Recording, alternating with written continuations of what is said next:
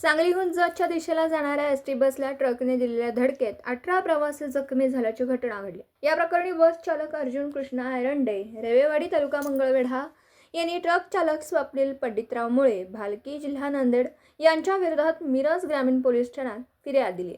आज सकाळी 7:45च्या सुमारास हा अपघात झाला। जखमी झालेल्या प्रवाशांवर मिरजेतील शासकीय रुग्णालयात उपचार सुरू आहेत। पोलिसांनी दिलेली माहिती अशी आहे की मंगळवारी सकाळी 7च्या सुमारास जत आगाराची सांगली जत ही बस MH40 AQ 6368 घेऊन चालक एरंडे व वाहन चिदानंद पारसे हे जतच्या दिशेने निघाले होते।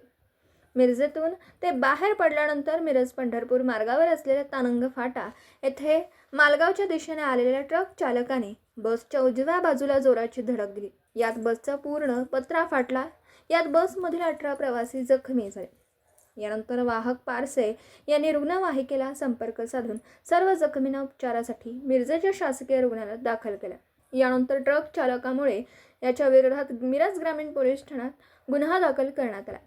अपघातातील जखमी रुपाली मृत्युंजय हिरेमठ सांगोला, रोहिणी मल्लिकार्जुन साळुंखे विजयनगर सांगली, धनश्री प्रमोद कांबळे सांगलीवाडी, अधिराज आनंद सुर्वे, अभिजित अनिल करपे, सुमित शिवाजी बनसोडे, समर्थ शैलेश माने, प्रज्वल लहू काळे, राहुल सुनील कांबळे, अपर्ण राजेश कांबळे, शुभम रमाकांत कांबळे, निखिल रमाकांत सपकाळ, संस्कार विकास कांबळे, प्रेम उमेश माघाडे, कृणाल विनोद साबळे, विराज विशाल नडोनी, सर्व शासकीय निवासी शाळा कवटेमहांकाळ, मृत्युंजय सिद्धमलया हिरेमठ सांगोला, अरमान शाहिद मुलानी सह्याद्रीनगर सांगली अशी जखमींची नावे आहेत।